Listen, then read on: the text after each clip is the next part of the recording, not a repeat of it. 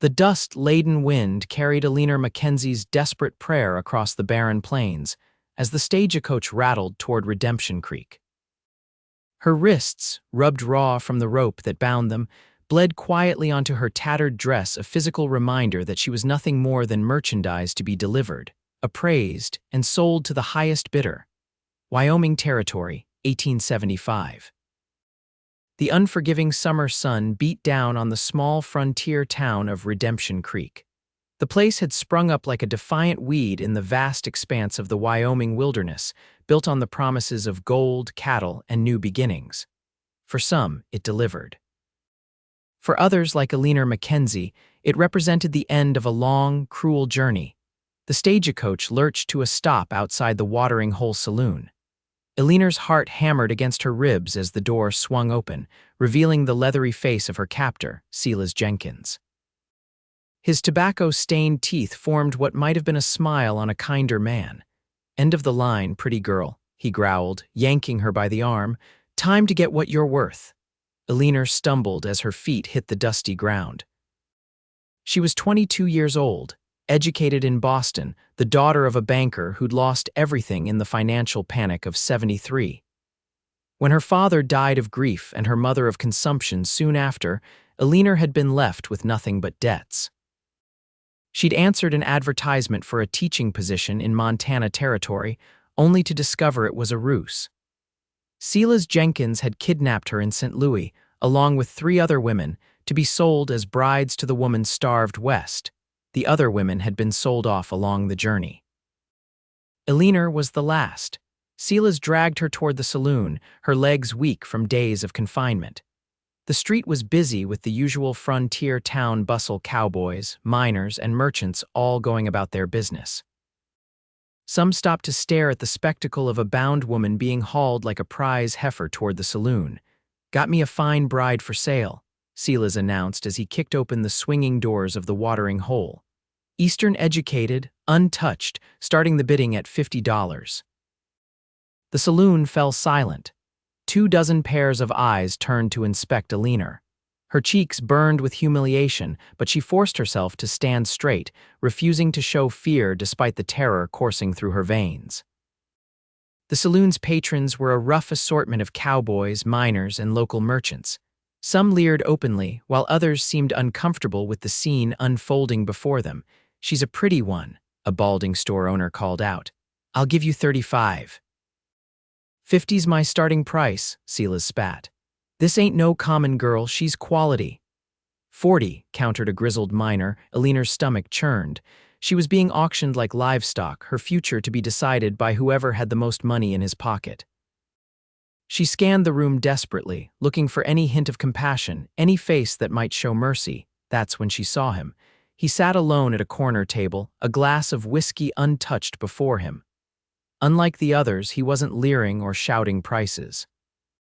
His eyes, blue as a summer sky, studied her with an intensity that made her breath catch.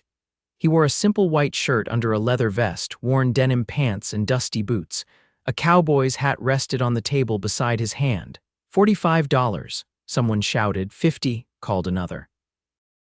The bidding continued as Eleanor stood trembling, but she couldn't tear her gaze away from the quiet cowboy in the corner.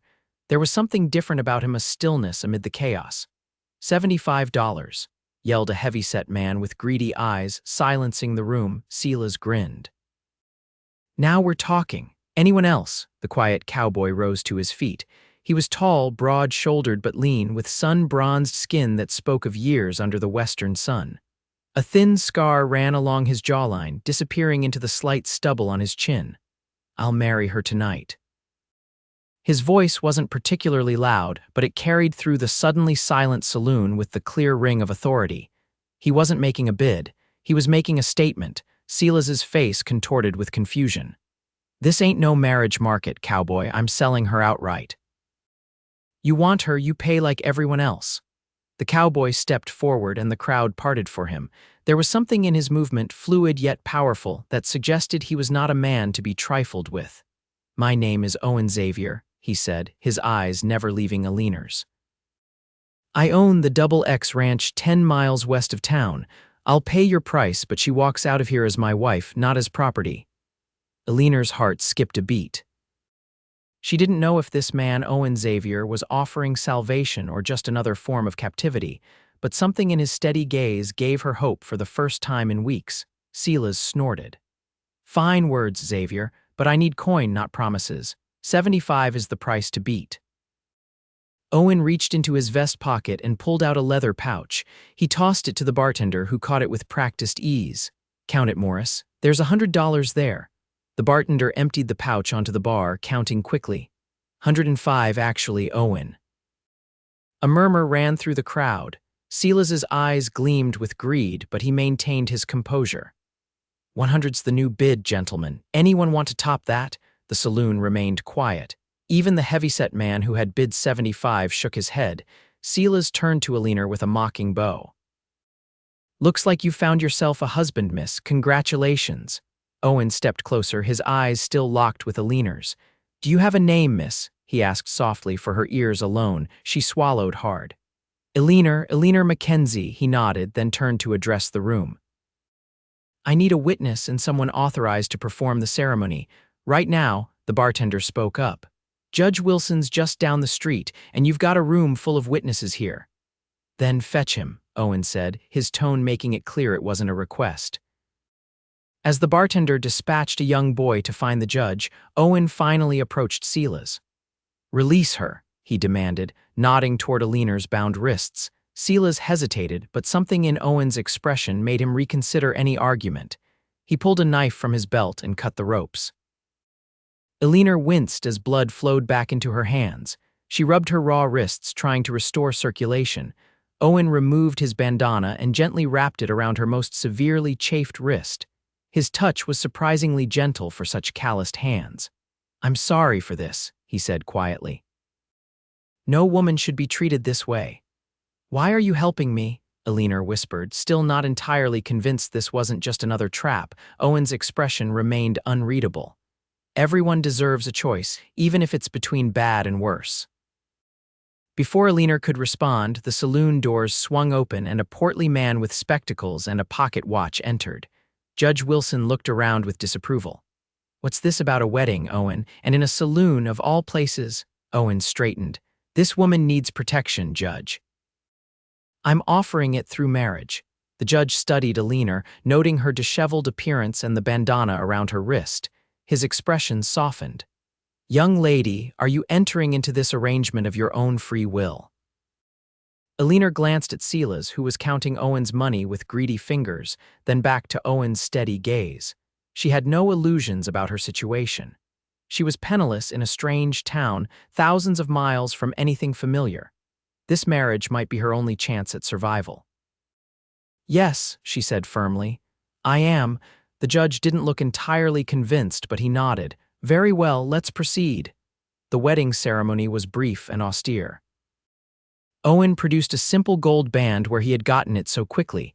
Eleanor couldn't guess and slipped it onto her finger as he recited his vows in a clear, unwavering voice. Eleanor spoke her parts mechanically, still in shock at the rapid turn of events. "By the authority vested in me by the Wyoming Territory, I now pronounce you husband and wife," Judge Wilson declared, closing his small prayer book. The saloon erupted in raucous cheers and congratulations. Men who minutes before had been bidding on her like a prized mare now clapped Owen on the back and wished them happiness. Owen placed a protective arm around Eleanor's shoulders. "We're leaving now," he said, guiding her toward the door. As they passed Silas, Owen paused. "If I ever see you in this territory again, selling women or otherwise, they won't find enough of you to bury." The threat was delivered so calmly that it took Silas a moment to register it. By the time he opened his mouth to protest, Owen and Eleanor were already stepping out into the dusty street. A wagon stood waiting outside, loaded with supplies. Owen helped Eleanor onto the seat before climbing up beside her. He took the reins and clicked to the horses, setting them in motion without another word.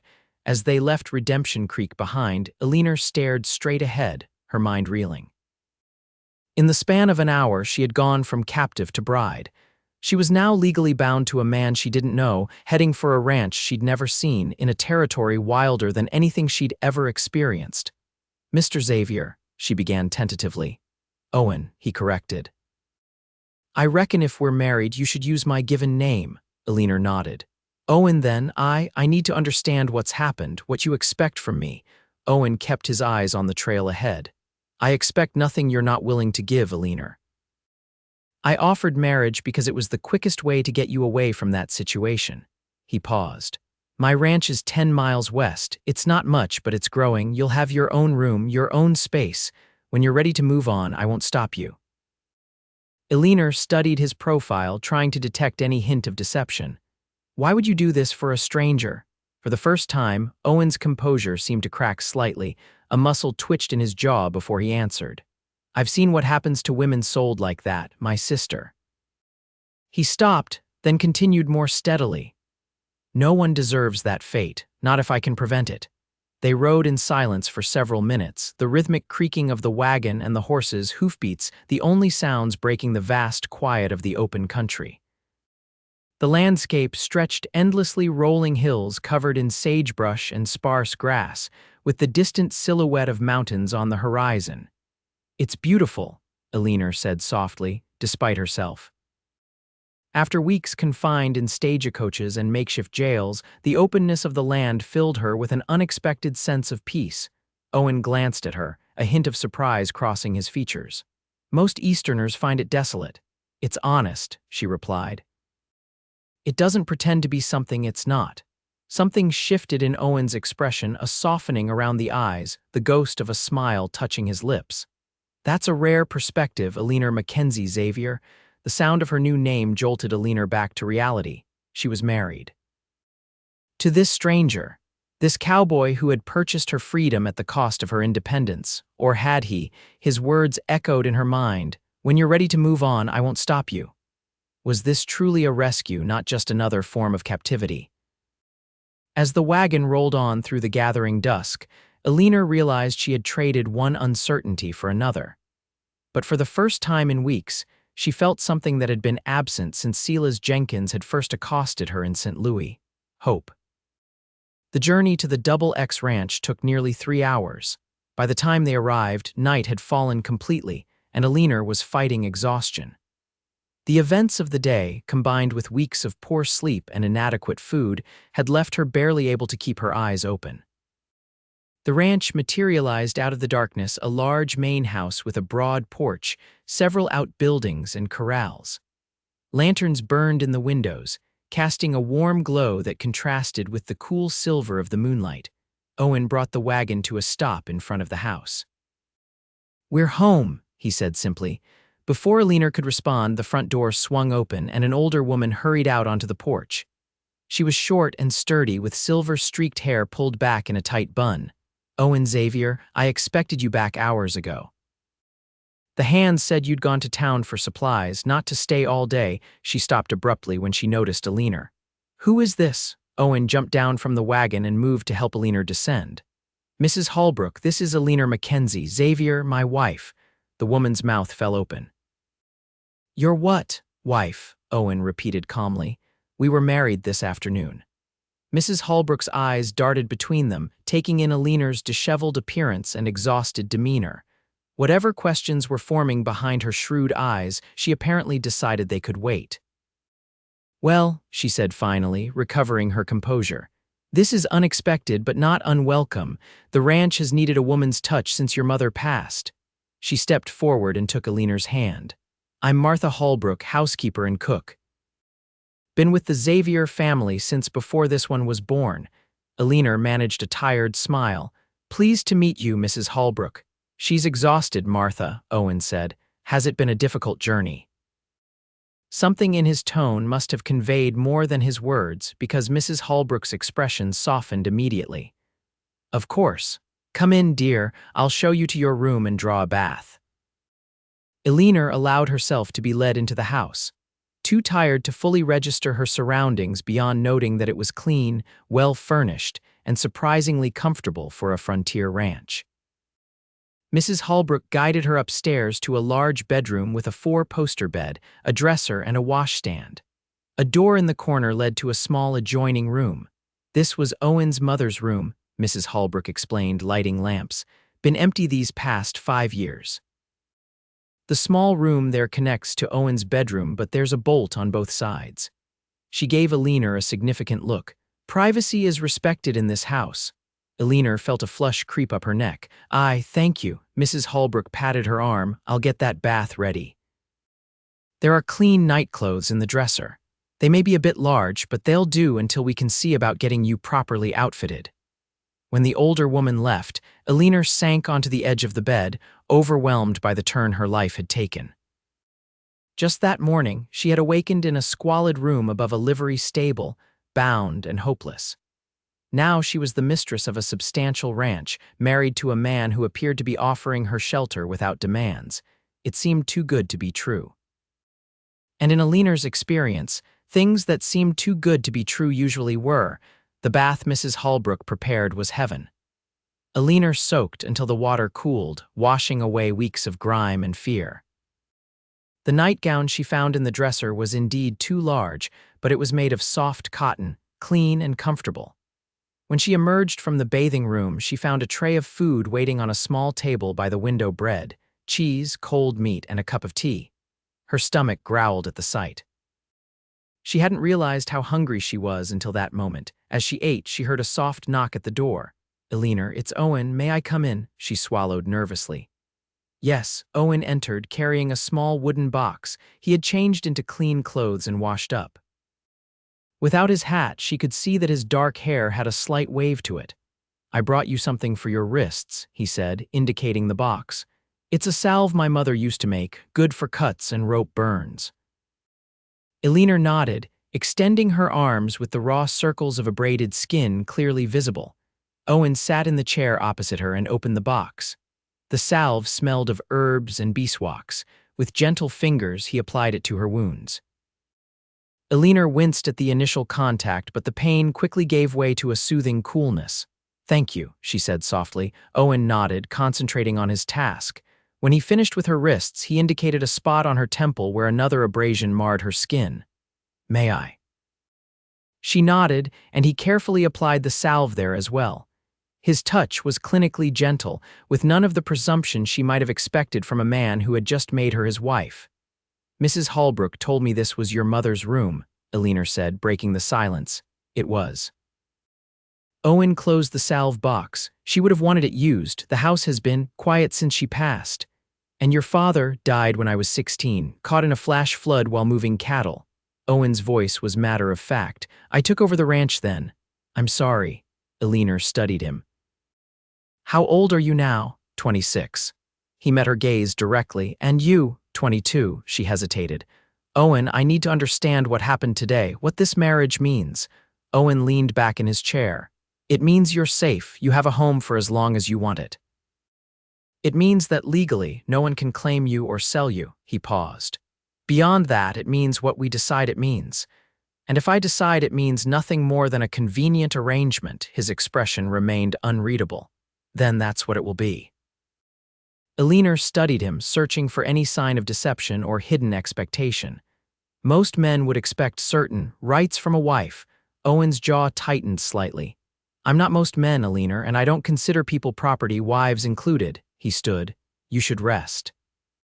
Tomorrow will be soon enough to figure out what comes next." He moved toward the door, then stopped. "There's a key in the dresser drawer for this door. Use it if it makes you feel safer." With that, he left, closing the door softly behind him. Eleanor sat motionless for several minutes, processing their conversation. Finally, she rose and checked the dresser drawer. True to his word, a key lay inside. She took it, turned it over in her palm, then set it back in the drawer without locking the door. It was a small gesture of trust, but it was all she could offer for now. The morning light streaming through the curtains woke Eleanor. For a moment, she was disoriented, the comfortable bed and clean room so different from her recent accommodations. Then memory flooded back: the auction, Owen's intervention, the wedding, the ranch. She was Mrs. Xavier now, at least in name. A soft knock sounded at the door. "Eleanor, it's Martha. I've brought some clothes that might fit you better than what you have." Eleanor sat up. "Please come in." Mrs. Holbrook entered carrying a bundle of fabric. She laid several dresses on the bed, along with undergarments and a pair of sturdy boots. "These belong to Owen's sister, Abigail," she explained. "She was about your size." Eleanor ran her fingers over a simple blue calico dress. Is she gone? No, thank the Lord. She married a rancher up in Montana Territory 3 years ago, left these things behind. Mrs. Holbrook's expression grew somber. Owen told me a bit about how you came to be here. Terrible business selling women like that. Eleanor looked down. I was desperate. My parents died, leaving nothing but debts. When I saw the advertisement for a teaching position out west, it seemed like Providence. She shook her head. I was naive. Mrs. Holbrook patted her hand. Well, you're safe now. Owen's a good man, the best I know. He'll treat you right. He said this marriage can be whatever I want it to be, Eleanor said cautiously. That he expects nothing. Mrs. Holbrook nodded. That sounds like him. Owen keeps his word, always has. She straightened the dresses. But just between us women, he's been alone too long. Running this ranch, taking care of the hands, dealing with cattle buyers and rustlers. A man needs someone at his side. We're strangers, Mrs. Holbrook. Martha, please, and everyone's a stranger until they're not. The older woman headed for the door. Breakfast is ready whenever you are. Owen's already been out since dawn, checking the herd. Left alone, Eleanor selected the blue dress and quickly dressed. It fit well enough, though the sleeves were slightly short. The boots were a bit large, but with an extra pair of stockings, they would do. She found a brush on the dresser and worked the tangles from her long brown hair, securing it in a simple braid. There was no mirror in the room, but she did her best to make herself presentable before heading downstairs. The main floor of the house was larger than it had appeared in the darkness. A spacious sitting room with comfortable furniture opened into a dining room. Beyond that was a well-equipped kitchen where Martha was rolling out dough. There you are. Sit. Let me get you some breakfast. Eleanor protested that she could serve herself, but Martha waved her objections away. Soon she was seated before a plate piled with eggs, bacon, and biscuits still warm from the oven. Is there anything I can help with? Eleanor asked between bites. I'm not much of a cook, I'm afraid, but I can learn, Martha smiled. There's always plenty to do on a ranch. For now, eat. Then maybe I'll show you around, help you get your bearings. The tour of the house revealed a well-built, practical home with unexpected touches of refinement, books lining shelves in the study, a piano in the corner of the sitting room, curtains of good quality at the windows. The Xavier ranch might be in the wilderness, but civilization had not been abandoned entirely. Owen's mother was from Philadelphia, Martha explained as they explored. She brought her Eastern sensibilities with her when she married his father, made sure the children had education, music, books. Children? I thought there was just Owen and his sister. Martha's face clouded. There was a younger brother, Thomas, died of fever when he was 10. That was the beginning of the hard years. Mrs. Xavier never really recovered from losing him. Then Mr. Xavier died in that flood and she just faded. Owen was left to hold it all together. Eleanor felt a pang of sympathy for the man who had rescued her. Loss was something she understood all too well. Their tour continued outside, where Martha showed her the barn, the bunkhouse where the ranch hands lived, the smokehouse, and the kitchen garden. The ranch was larger and more prosperous than Eleanor had initially realized, with dozens of horses in the corrals and, according to Martha, over 1,000 head of cattle grazing on the surrounding rangeland. Owen built all this up after his father died, Martha said proudly. The Double X was struggling then. Bad investments, drought years, but that boy, he's got a head for business and a way with animals, turned it all around. As they walked back toward the house, Eleanor spotted a rider approaching from the distant hills. Even at a distance, she recognized Owen's straight-backed posture in the saddle. That'll be him coming to check on you, Martha said with a knowing smile. Told him you were fine, but he's been worried. Eleanor felt a flutter of something indefinable in her chest. He doesn't know me. Why would he worry? Because that's who he is, Martha replied simply. Owen rode into the yard, dismounted with fluid grace, and handed the reins to a young ranch hand who came running. He spotted Eleanor and Martha and walked toward them, removing his hat as he approached. Good morning, he said, his eyes taking in Eleanor's appearance in his sister's dress. You look better. Eleanor found herself blushing slightly under his direct gaze. Thank you for the clothes and for everything, Owen nodded. Martha giving you the grand tour. She's been very kind. Your ranch is impressive. A hint of pride crossed his features. It's a work in progress. He turned to Martha. Wilson says the new bull is refusing to eat. Would you mind if I showed Eleanor the rest of the property? Might be good for her to get the lay of the land. Martha smiled. Of course. I'll have lunch ready in a few hours. Owen turned back to Eleanor. Can you ride? A little. I took lessons in Boston, but it's been some time. I'll saddle Marigold for you. She's gentle. 20 minutes later, they were riding away from the ranch house. Eleanor somewhat nervously perched on a dun mare that, true to Owen's word, seemed content to follow his stallion without fuss. The day was clear and mild, the vast Wyoming landscape stretching to the horizon in every direction. How are your wrists today? Owen asked as they rode side by side along a well-worn trail. Eleanor flexed her hands. Better, your mother's salve worked wonders. She was good with herbs, learned from a Shoshone woman who lived nearby when she first came west. He pointed ahead. That creek marks the eastern boundary of Double X land. We follow it north for about 5 miles, then west along the ridge line you can see in the distance, then south again to the main road we came in on yesterday. That's a lot of land for one man to manage. I have good hands. 8 full-time, more during roundup and branding. He glanced at her. Did you really answer an advertisement for a teaching position? The abrupt change of subject startled her. Yes, after my parents died, I needed work. I was educated at Miss Porter's school for girls in Connecticut. I thought I could be useful out west, where teachers are scarce. Owen nodded. We could use a teacher here. The closest school is in Redemption Creek, too far for daily travel. Some of the ranching families have children who get little formal education. Are you suggesting I teach here? If you wanted to. The bunkhouse has a room that could be converted, or we could build a proper schoolhouse eventually. He shrugged. Just a thought. You'd need to decide if that's something you want. Eleanor considered the idea. Teaching had been her genuine ambition before everything went wrong. I'd like that, actually. They rode in companionable silence for a while, Eleanor taking in the landscape more varied than she had first thought. With stands of cottonwoods along the creek, rolling hills covered in sagebrush and grass, and in the distance, the dark line of pine forests climbing the lower slopes of mountains. How did you end up with Silas Jenkins? Owen asked finally, his voice carefully neutral. Eleanor sighed. After I responded to the advertisement, I received a letter telling me to meet a Mr. Peterson in St. Louis who would escort me to Montana. When I arrived, it was Jenkins, not Peterson. He said there had been a change of plans. She shook her head at her own naivety. He seemed plausible enough at first. There were 3 other women with him, all headed west for various reasons. It wasn't until we were days from St. Louis that he revealed his true intentions.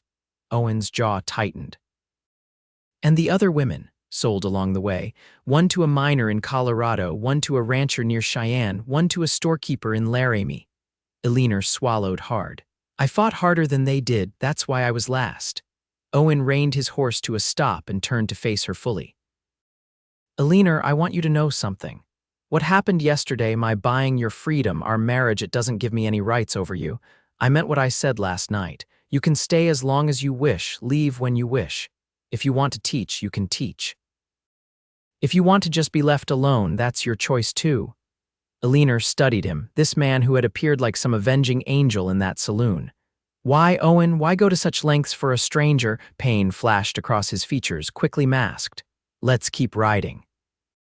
There's a place up ahead I want to show you. They continued along the creek for another mile until they came to a spot where the water pooled beneath a small grove of aspens. Owen dismounted and helped Eleanor down from her mare. This was my sister Abigail's favorite place, he said, leading Eleanor to a flat rock overlooking the pool. She used to come here to read or just think.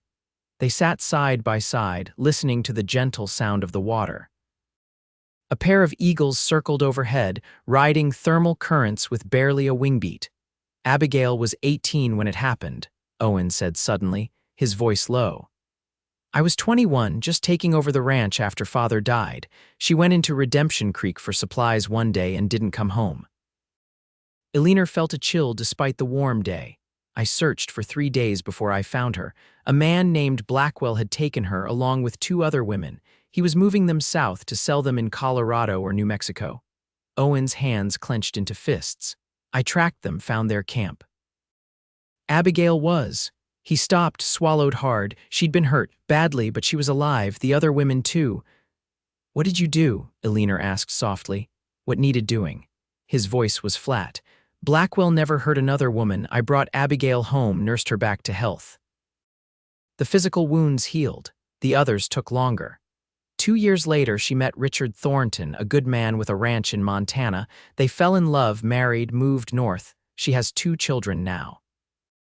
Eleanor understood then his fierce reaction in the saloon, his immediate offer of marriage, his insistence that she have her own space and make her own choices. You saw your sister in me. Owen turned to look at her. I saw someone who deserved better than what fate had handed her. Just as Abigail did, he paused. I couldn't save those other women Jenkins sold, but I could save you and marry me in the process. There was no accusation in her tone, only curiosity. It was the surest protection I could offer. A married woman has legal standing that a single woman doesn't. No one can claim you or sell you if you're my wife. He looked away. I know it's not what you would have chosen. When you're ready to move on to teach elsewhere or return east, I'll give you the means to do so. Divorce is possible in Wyoming Territory. Eleanor was silent for a long moment, taking in everything he'd said. Finally, she asked, And what do you want, Owen? Beyond helping me, he seemed startled by the question. Want? Yes, for yourself, for your future. Owen looked out over the water. I want the double X to prosper. I want to breed the best horses and cattle in the territory. He hesitated. I want the kind of home my parents had before we lost Thomas, a place of warmth and laughter, not just work and duty. It was the most personal thing he'd shared, and Eleanor sensed how difficult it had been for him to admit. I think I'd like to stay, she said quietly, at least for now, to teach if that's possible and to see what happens. Owen looked at her, surprise and something like hope flickering in his eyes. You're sure? No, she admitted with a small smile, but I've spent weeks with no choices at all. Now I have one and I'm choosing this. Owen nodded slowly. Then welcome to the double X, Eleanor Xavier. The ride back to the ranch was easier, their conversation turning to more practical matters, how to convert the spare room in the bunkhouse to a schoolroom, which ranching families had children of school age, what supplies they would need. By the time they returned, Eleanor felt a tentative optimism taking root. She had no illusions that her troubles were over or that this unusual marriage would be simple to navigate. But for the first time since her parents' deaths, she had solid ground beneath her feet and the freedom to make her own choices. As they approached the ranch yard, they saw a wagon pulling away, a family heading back to their own homestead after apparently visiting while they were gone. Martha met them at the door, her expression troubled. That was the Andersons. They brought news from town. Owen dismounted quickly. What news? Silas Jenkins is dead, shot in the back behind the watering hole last night. Marshals asking questions about who was in town yesterday. Eleanor felt the blood drain from her face. Owen was at her side instantly, helping her down from her horse. Did the marshal say who he suspects? Owen asked, his voice carefully controlled. Martha shook her head. Not according to the Andersons, but people talk. They know you left town with Eleanor right after buying her from Jenkins. I made no secret of my dislike for the man, but I didn't kill him, Owen said firmly. We rode straight here after the wedding. I know that, Martha said, but the marshal might come asking all the same. Owen nodded grimly. Let him, we've nothing to hide. He turned to Eleanor. Are you all right? She nodded, though her hands trembled slightly. I'm just surprised. I never wished him dead despite what he did. That's because you're a good person, Eleanor, Owen said. Come inside. Martha's made lunch, and we need to discuss what to do if the marshal comes calling. The main room of the ranch house seemed smaller somehow, the news of Jenkins's death casting a shadow over what had been a brightening day. As they ate Martha's venison stew, Owen outlined what they would tell the marshal, the simple truth. They had left town immediately after the wedding and ridden straight to the ranch, where numerous hands and Martha herself could vouch for their presence. But who would want to kill Jenkins? Eleanor asked.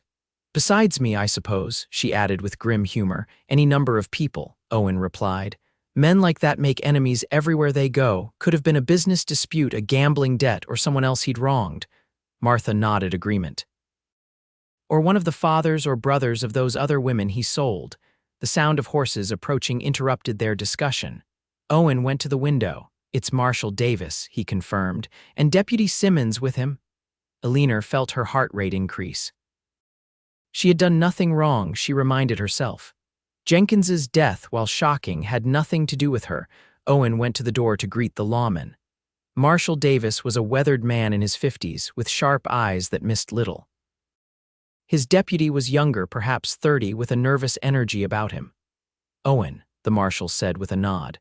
"Heard you got married yesterday, quite sudden. News travels fast," Owen replied, inviting them in. "This is my wife, Eleanor, Marshal James Davis and Deputy Frank Simmons." Eleanor stood and extended her hand. "Marshal, Deputy," the marshal shook her hand, studying her intently. "Mrs. Xavier, congratulations on your marriage." "Thank you." Eleanor kept her voice steady. "Would you care for coffee or perhaps some stew? Martha just served lunch." "Coffee would be welcome," the marshal said, taking a seat at the table. The deputy remained standing, hat in hand, looking uncomfortable. As Martha poured coffee, the marshal got straight to the point. "I'm investigating the murder of Silas Jenkins. Shot in the back alley behind the watering hole sometime after midnight last night. You were seen having words with him yesterday afternoon, Owen." Owen nodded calmly. "I was. He was selling women. I objected to his business and his methods." "So you bought one yourself?" The marshal's tone was neutral, but the question was pointed. "I married Eleanor to give her protection under the law," Owen corrected firmly. "After the ceremony, we came straight here, arrived around 9 o'clock. Martha can confirm that, as can several of my hands who were still up when we arrived." The marshal turned to Eleanor. "Mrs. Xavier, how did you come to be in Jenkins's custody?" Eleanor recounted her story briefly, her parents' deaths, the false advertisement, her capture, and the long journey west. She kept her voice steady, though inside she felt anything but calm. "And the other women Jenkins was transporting. Do you know their names, where they might be now?" Eleanor shook her head. "Only their first names, Mary Catherine and Elizabeth. I know Mary was sold to a miner in Colorado, Catherine to a rancher near Cheyenne, and Elizabeth to a storekeeper in Laramie. I never learned their last names or exactly where they ended up." The marshal made notes in a small book. Jenkins wasn't well liked, and he was known to deal in various, questionable enterprises, not just women, had his fingers in rustling, gambling, maybe even stage robbery. He looked up at Owen. "Which means there's no shortage of people who might have wanted him dead. Including me, obviously," Owen said bluntly.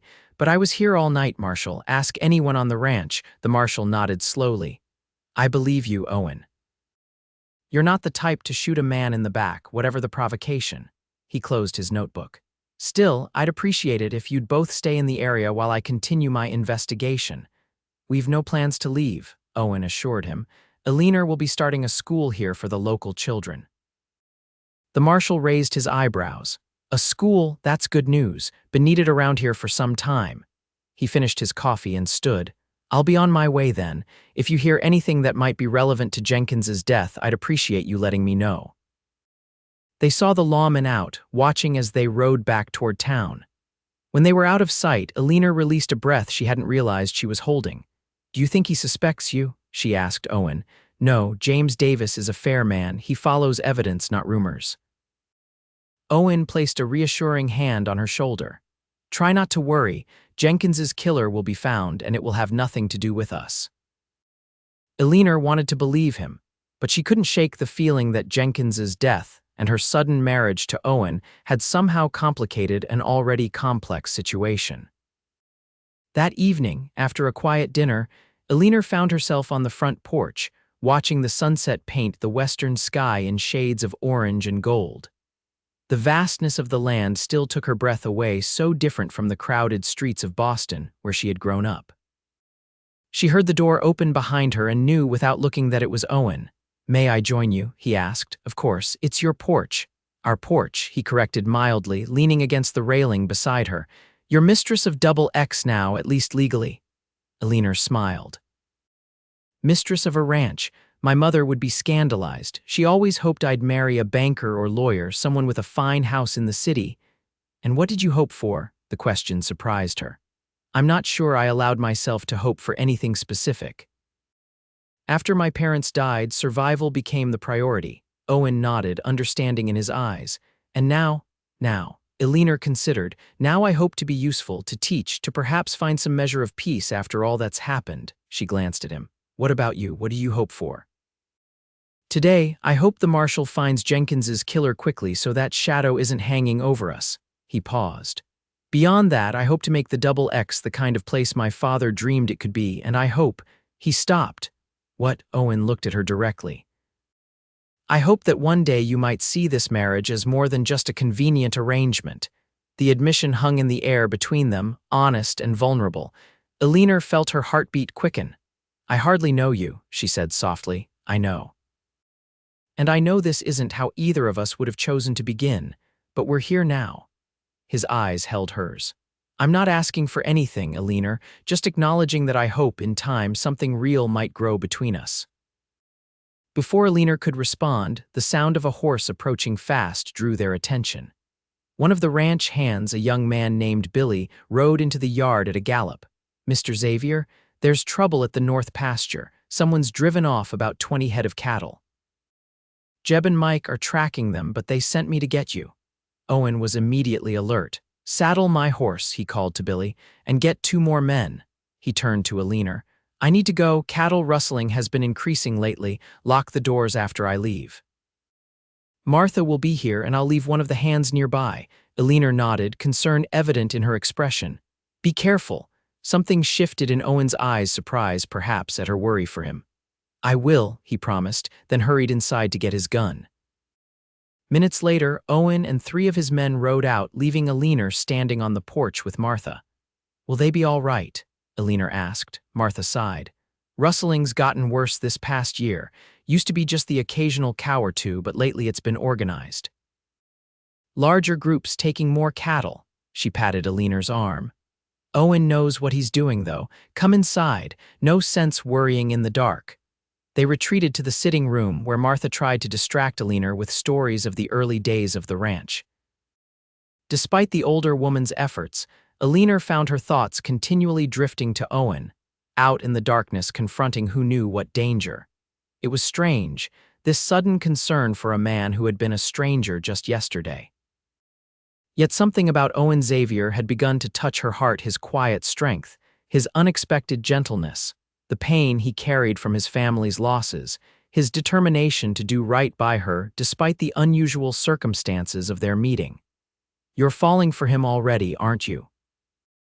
Martha asked suddenly, interrupting her thoughts. Eleanor felt heat rise to her cheeks. I hardly know him. Sometimes knowing comes quick, sometimes slow, Martha said with a smile, but I've seen the way you look at him when you think no one's watching.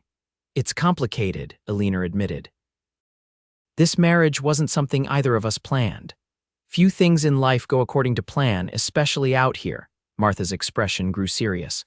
Owen's a good man, Eleanor, the best I know. He deserves happiness after all he's been through, and so do you, I expect. Eleanor was saved from having to respond by the sound of horses returning. She rushed to the window, Martha close behind. Owen and his men rode into the yard, accompanied by 2 others. Even in the dim light from the house, Eleanor could see that Owen was supporting one of his hands who appeared to be injured. She hurried outside, Martha calling for the medicine box and hot water. What happened? Eleanor asked as Owen helped the injured man Jeb, she recalled from his horse. Ambush, Owen said grimly. They were waiting for us. Jeb took a bullet in the shoulder. With Martha's help, they got Jeb inside and onto the sofa. The wound was bleeding but appeared clean. The bullet had gone through muscle without hitting bone or any vital organs. Martha, can you tend to him? Owen asked. I need to check on the others. Of course. Eleanor, fetch my medicine box from the kitchen shelf and more light. As Martha began treating Jeb's wound, Eleanor brought the requested items, then went to find Owen. He was in the yard, giving instructions to his men. Double the night watch. 2 men together, not alone. Anyone sees or hears anything suspicious, fire a warning shot. He turned to another hand. Mike, ride to the Thompson place and the Carson Ranch tomorrow. Warn them about the Rustlers. They may be hit next. The men dispersed to their duties, and Owen finally noticed Eleanor standing nearby. You should be inside, he said, his voice gruff with concern. I wanted to make sure you were all right, she replied.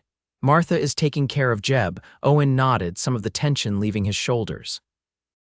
She's got more experience patching up bullet wounds than most army surgeons. What exactly happened out there? Owen ran a hand through his hair, frustration evident in the gesture. We tracked the stolen cattle to Broken Rock Canyon. It was a trap. They were waiting for us. Opened fire as soon as we entered the narrow part of the canyon. Who are they? Not sure. It was too dark to see faces and they wore bandanas. Owen's jaw tightened, but they knew exactly where to wait for us. That suggests they know our range and our procedures. You think someone local is involved? Eleanor asked, understanding the implication, maybe, or someone who's been watching the ranch.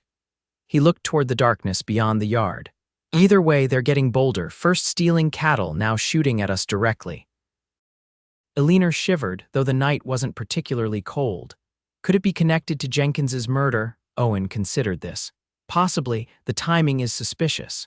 Jenkins arrives in the area, starts selling women. Shortly after he's killed, organized rustling increases on my land. He shook his head, but that could be coincidence. Eleanor wasn't so sure. What if Jenkins was working with the Rustlers, and what if they think you killed him? Owen's eyes narrowed as he considered this theory. It's possible Jenkins was involved in various illegal activities. He placed a hand on her shoulder. Let's go inside. I need to check on Jeb, and it's not safe out here. As they walked back to the house, Eleanor was acutely aware of Owen's hand on her shoulder, warm, steady, protective. Despite the danger that seemed to be closing in around them, she felt safer than she had in months. Inside, they found Martha finishing her treatment of Jeb's wound.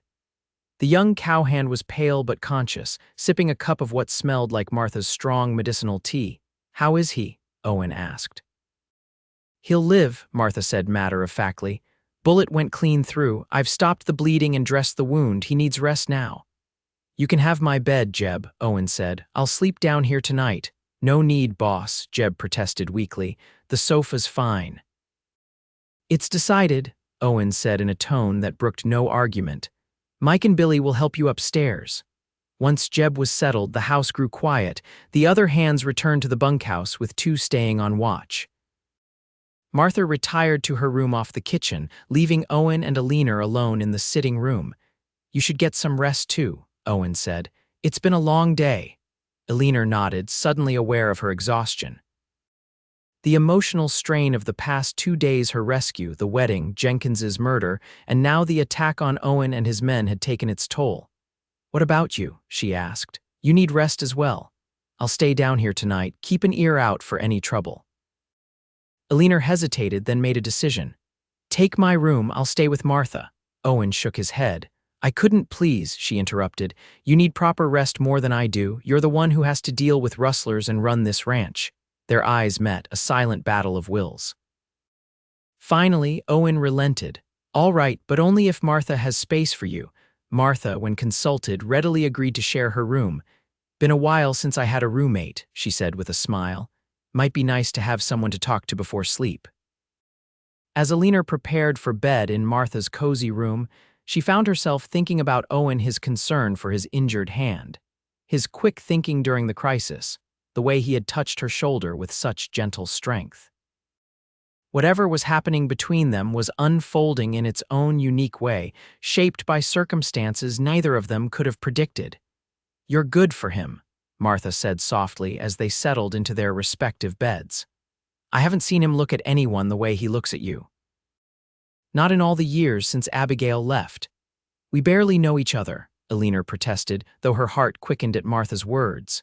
Knowledge comes with time, Martha replied, but connection that's either there from the start or it isn't, and it's there between you two plain as day. Eleanor lay awake long after Martha's breathing had deepened into sleep, pondering the older woman's words. Was there a connection between her and Owen? Something beyond the legal arrangement they had entered into. She couldn't deny the way her pulse jumped when he was near, or how safe she felt in his presence. Perhaps Martha was right. Perhaps something was growing between them, something that had taken root in that moment in the saloon when he had stood up and claimed her as his wife. With that thought warming her, Eleanor finally drifted into sleep. The next week passed in a blur of activity. True to his word, Owen began converting the spare room in the bunkhouse into a schoolroom. Eleanor threw herself into the project, grateful for the distraction from the unresolved questions surrounding Jenkins's murder and the Rustlers. Word spread quickly about the new school at Double X Ranch. Within days, Eleanor had a list of 12 children ranging in age from 6 to 15 who would be her students. Some would ride in daily from nearby homesteads. Others, from more distant ranches, would stay during the week in a small dormitory Owen was adding to the schoolhouse.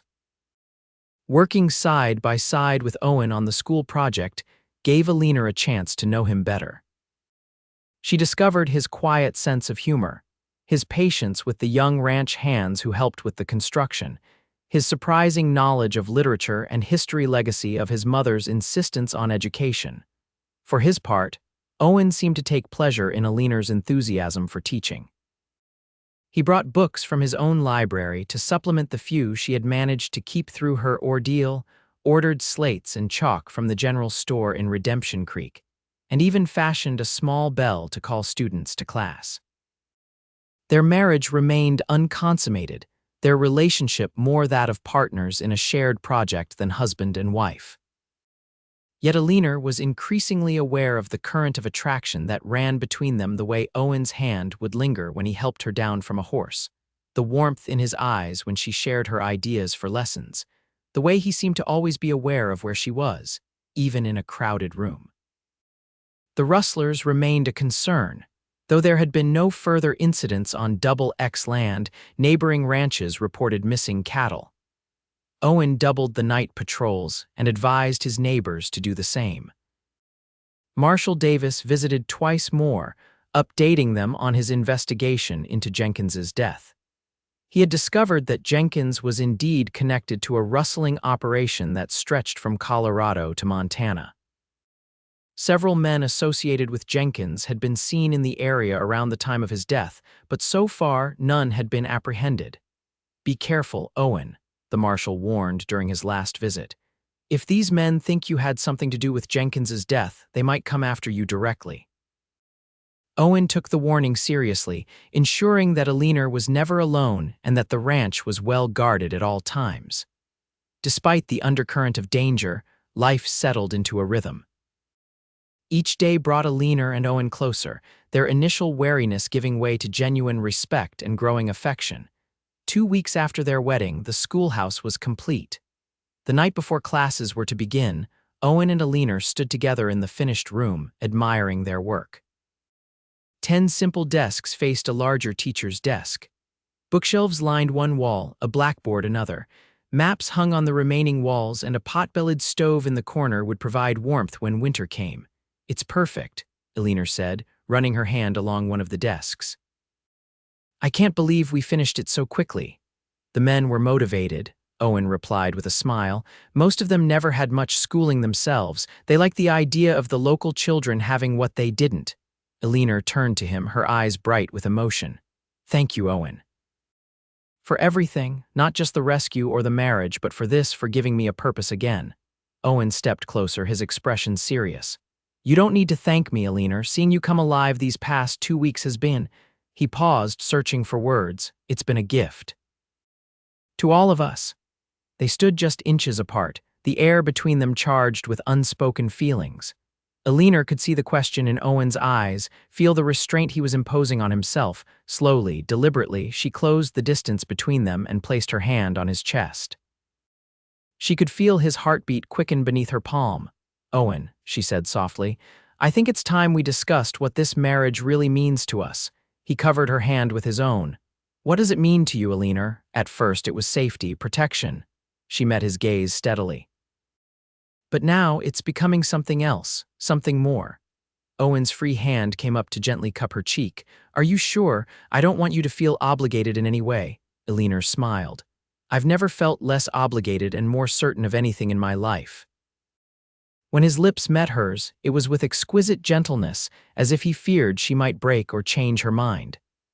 Eleanor responded with greater certainty, her arms sliding around his neck, pulling him closer. The kiss deepened, weeks of unacknowledged attraction finally finding expression. When they finally parted, both were breathless. "I've wanted to do that since the moment I saw you in that saloon," Owen admitted, his voice husky. Eleanor laughed softly. "Even as disheveled and terrified as I was, even then." His eyes grew serious. "I saw your courage, Eleanor. The way you held yourself with dignity despite everything. He hesitated. "It moved me in a way I can't fully explain." She traced the scar along his jawline with gentle fingers. "And I saw a man who was willing to stand against injustice, even at personal cost." How could I not be drawn to that? They kissed again, this time with greater urgency. When they parted, Owen rested his forehead against hers. "We should head back to the house," he said reluctantly. "It's getting late and you have your first day of teaching tomorrow." Eleanor nodded, though she was reluctant to break the moment. "Will you stay with me tonight?" she asked quietly. Just to be near." Owen's expression softened. "Are you sure?" "I am." They walked back to the main house hand in hand, a comfortable silence between them. Martha, observant as ever, noticed the change immediately, but said nothing beyond a knowing smile as she bid them good night. In Eleanor's room, which she had truly made her own over the past 2 weeks, they faced each other with a mixture of nervousness and anticipation. "I should change," Eleanor said, suddenly shy. Owen nodded. "I'll wait outside." When he returned after she had changed into her nightgown, Owen had removed his boots and outer shirt but remained otherwise dressed. He approached the bed hesitantly. "I can still sleep downstairs if you prefer." Eleanor shook her head and pulled back the covers on the empty side of the bed. "I want you here." He slid in beside her, careful to maintain a respectful distance. Eleanor extinguished the lamp, plunging the room into darkness relieved only by moonlight filtering through the curtains. For a moment they lay in silence, each acutely aware of the other's presence. Then Eleanor moved closer, resting her head on Owen's shoulder. His arm came around her, holding her gently. "Is this all right?" he asked. "It's perfect," she murmured, relaxing against him. As they drifted towards sleep, Eleanor felt a profound sense of rightness. Whatever dangers still lurked beyond the walls of the ranch house, whatever uncertainties the future held, this moment, this connection with Owen felt undeniably right. "Eleanor," Owen whispered into the darkness. "I think I'm falling in love with you," she smiled against his shoulder. "I think I'm falling in love with you too." The schoolhouse bell rang clear and bright across the Double X ranch, calling the children to their first day of lessons. Eleanor stood in the doorway, watching as her students arrived, some on horseback, some in wagons with parents, a few on foot from the nearest homesteads. The children eyed her with a mixture of curiosity and wariness as they filed into the schoolroom. Most had never had formal schooling before. A few of the older ones had attended school sporadically in distant towns. "Good morning," Eleanor said, smiling warmly as the last student took his seat. "My name is Mrs. Xavier, and I'm very happy to be your teacher." By lunchtime, Eleanor's initial nervousness had given way to exhilaration. The children were eager to learn, their questions and observations often surprising her with their insight. Even the oldest boy, 15-year-old Thomas Carson, who had arrived with a chip on his shoulder, had been drawn into a discussion about the Civil War that showed genuine engagement. As the children ate their packed lunches under the cottonwood trees outside, Eleanor saw Owen approaching on horseback. He dismounted and walked toward her, a smile lighting his features. "How's it going?" he asked. "Wonderfully," she replied, unable to contain her enthusiasm. "They're so bright, Owen. All they've lacked is opportunity." His smile broadened. "I knew you'd be a natural." He glanced at the children, who were watching them curiously.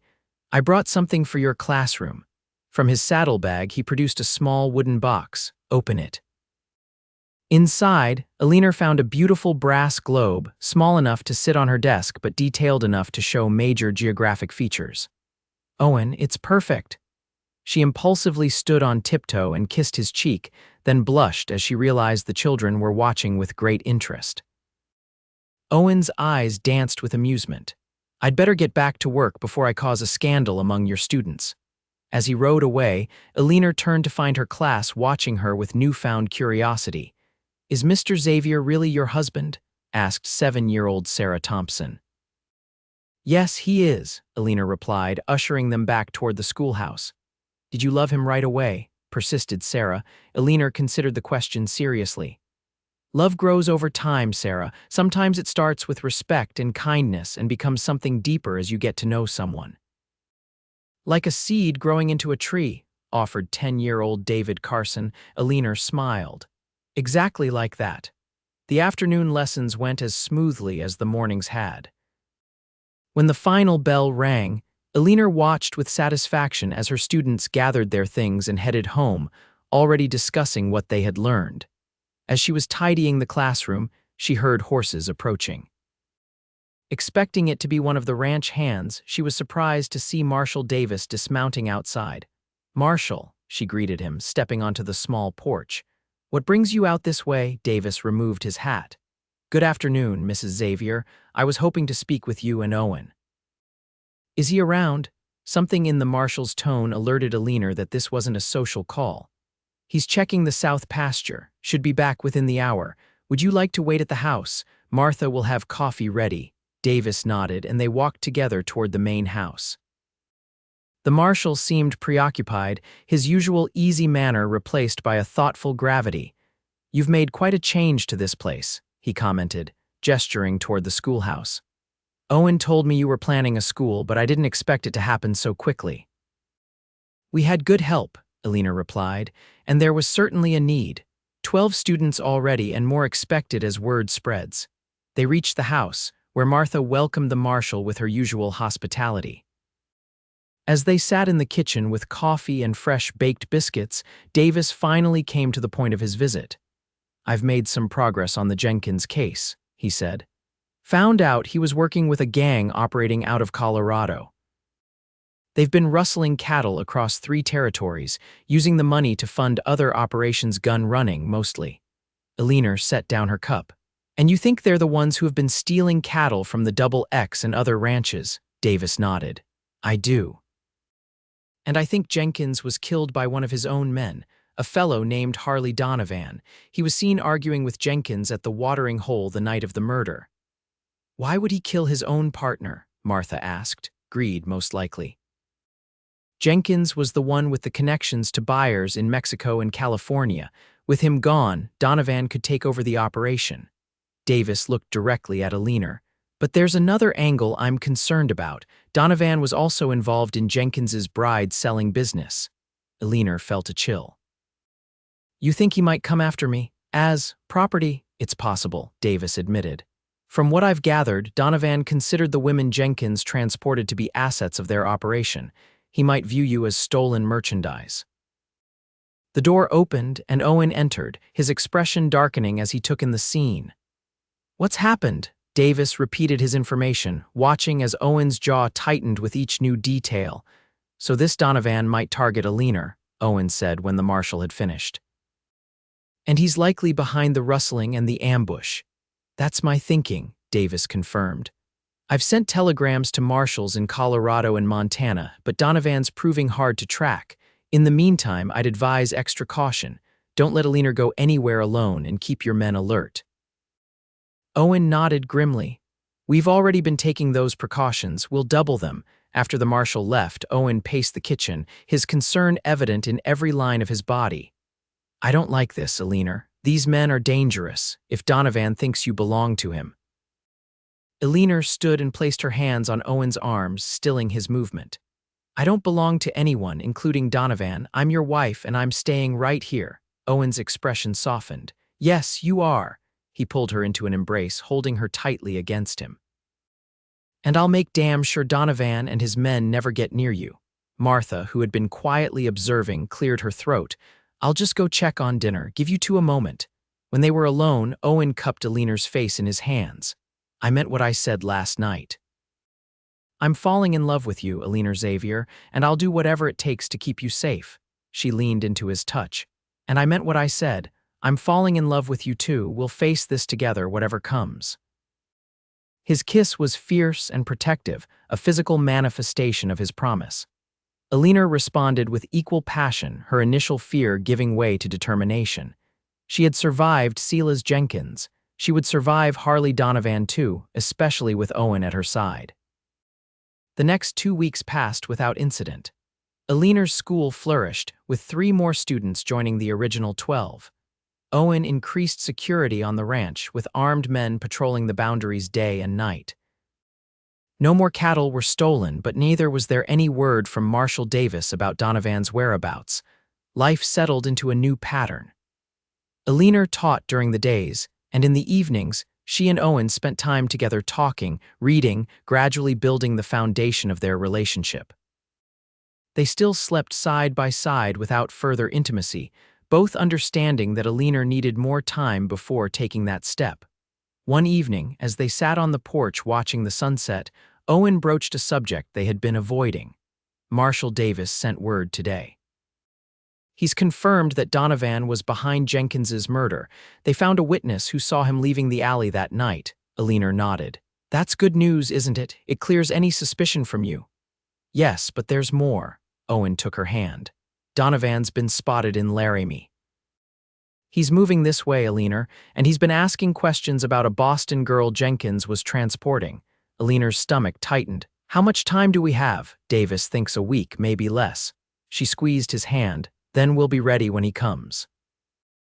Owen studied her with a mixture of pride and concern. You've changed since I first saw you in that saloon, grown stronger. I've had good reason to, she replied, and good company for the journey. That night, as they prepared for bed, Eleanor made a decision. When Owen returned to their room after checking on the night patrol, she was waiting for him, her hair loose around her shoulders, wearing only her thin cotton nightgown.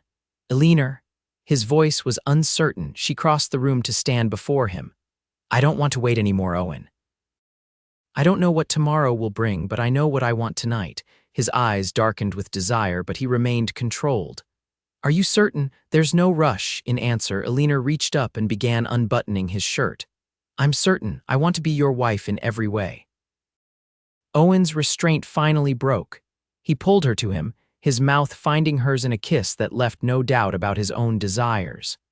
Their lovemaking was tender at first, then increasingly passionate as they discovered each other fully for the first time. Afterward, lying in the circle of Owen's arms, Eleanor felt a deep sense of contentment.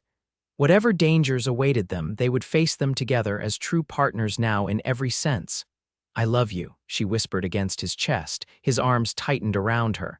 And I love you, Eleanor Xavier. More than I thought possible when I stood up in that saloon. The following days were filled with preparation. Owen gathered his most trusted hands and developed a plan for defending the ranch if Donovan and his men attacked. Eleanor continued teaching, unwilling to disrupt the children's education, but Owen insisted that 2 armed men remain at the schoolhouse at all times. 5 days after Marshal Davis's warning, the attack came not at night as they had expected, but in broad daylight during a school day. Eleanor was in the middle of a geography lesson when she heard shots from the direction of the main house. Her heart leaped into her throat.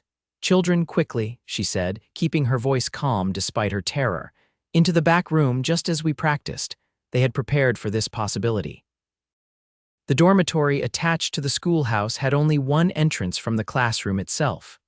Once the children were inside, Eleanor locked the door and nodded to the 2 ranch hands who had been standing guard. We'll hold them off, Mrs. Xavier, said Mike, the older of the 2. Stay with the children. Eleanor wanted to argue to run to the main house where Owen might be in danger, but she knew her responsibility was to her students. She joined them in the dormitory, doing her best to keep them calm as the sound of gunfire continued. From the small window, she could see men on horseback surrounding the main house. Her heart constricted with fear for Owen, for Martha, for all the people who had become her family over the past month. The minutes stretched into an hour. The gunfire ceased, then resumed sporadically. Eleanor told stories to the younger children, led the older ones in quiet discussions, anything to keep their minds occupied and their fear at bay. When a knock came at the door, she froze. Mrs. Xavier? It's Billy. Mr. Xavier sent me to get you and the children. It's safe now. Eleanor approached the door cautiously. Billy, how do I know it's really you? The first gift Mr. Xavier gave you was a brass globe for your desk, came the reply. He said to tell you that so you'd know it was really me. Relief flooded through Eleanor. She unlocked the door to find Billy, one of the youngest ranch hands, looking disheveled but unharmed. What happened? Is Owen all right? Billy nodded. He's fine, madam, shot in the arm, but Martha's tending to it. We drove them off. Marshal Davis and his deputies arrived just in time. Eleanor quickly organized the children, sending those whose homes were nearby with Billy and another hand, while keeping those who lived farther away at the schoolhouse with Mike standing guard. Then she ran toward the main house. The scene that greeted her was one of controlled chaos. Several of Donovan's men lay dead or wounded in the yard. Owen's hands were securing the survivors under the watchful eyes of Marshal Davis's deputies. Eleanor burst into the house, frantic to find Owen. She found him in the kitchen, where Martha was bandaging a wound on his left arm. Owen. She rushed to his side, relief making her knees weak. He looked up, his face lighting with equal relief. Eleanor, thank God you're safe. Martha stepped aside as Eleanor embraced him carefully, mindful of his injury. I was so worried, she murmured against his neck. It's over, he assured her, his good arm holding her tightly. Donovan's dead. Davis shot him when he tried to reach the schoolhouse. Eleanor drew back, horror washing over her. He was coming for me, Owen nodded grimly. He made it clear that was his intention. Said you were his property, that Jenkins had promised you to him specifically. The thought made Eleanor's skin crawl. And the others, his men, 3 dead, 4 captured. Davis says they'll stand trial for Jenkins's murder, the rustling, and the attack today. Owen touched her face gently. It's really over, Eleanor. You're safe now. She leaned into his touch, the full impact of the day's events finally hitting her. The children, all safe, Martha assured her. Billy and the others got them away from the fighting. Marshal Davis entered the kitchen, his expression weary but satisfied. Mrs. Xavier, glad to see you're unharmed. Eleanor straightened. Thank you, Marshal, for everything. Davis nodded. We've been tracking Donovan since we identified him as Jenkins's killer. When we got word he was heading this way with a larger group than usual, we knew he was planning something bigger than cattle rustling. He glanced at Owen's wounded arm. You all held out longer than I expected, gave us time to get here. What happens now? Eleanor asked. Now we clean up this mess and get the wounded to town. The dead will be buried there too, Davis sighed. The captured men will face trial in Cheyenne. With the evidence we have, they'll likely hang. After the marshal left to oversee the removal of the dead and wounded, Eleanor helped Martha finish bandaging Owen's arm. The bullet had passed through muscle without hitting bone, similar to Jeb's wound from the earlier ambush. You could have been killed, Eleanor said softly as she secured the bandage.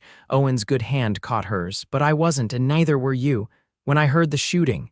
She shook her head, unable to fully express the terror she had felt. I know. He pulled her closer.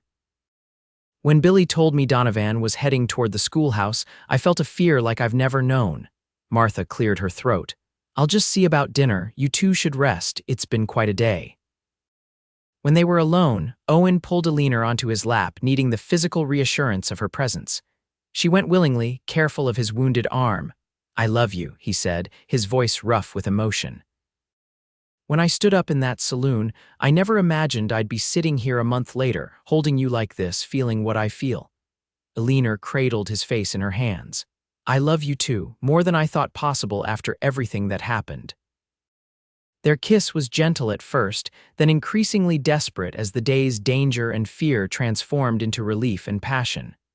When they finally broke apart, both were breathless. We should probably move somewhere more comfortable, Owen suggested with a small smile.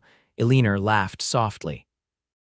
Probably, but first I need to check on my students, make sure they're all right.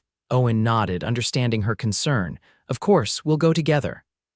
The following days were busy with cleanup and recovery. The ranch hands repaired bullet damage to the house and barn. Marshal Davis and his deputies transported the prisoners to Cheyenne for trial. Neighboring ranchers came to offer help and congratulations on defeating the rustling gang that had plagued the area for months. 2 weeks after the attack, life at the Double X had largely returned to normal. The school reopened, with the children eager to share their own versions of the battle with their teacher. Owen's arm healed quickly under Martha's careful attention. The cattle, undisturbed by the human conflict, continued to graze peacefully on the rich grasslands. One evening, as summer gave way to early autumn, Owen and Eleanor sat on their porch, watching the sunset paint the western sky in brilliant hues of orange and gold. His arm was around her shoulders, her head resting against him in what had become their favorite position for enjoying the evening ritual. "I received a letter from Abigail today," Owen said, breaking their comfortable silence. "She's invited us to visit at Christmas. Says she's eager to meet her new sister-in-law," Eleanor smiled. "I'd like that. From everything you've told me about her, I think we'd get along well." "You would," Owen paused. "There's something else I've been meaning to discuss with you." She looked up at him, curious about his suddenly serious tone. "What is it?" "The school is going well, so well that we're running out of space. I've been thinking we should build a proper schoolhouse closer to town where more children could attend." Eleanor sat up straighter. "Really?" "That would be wonderful.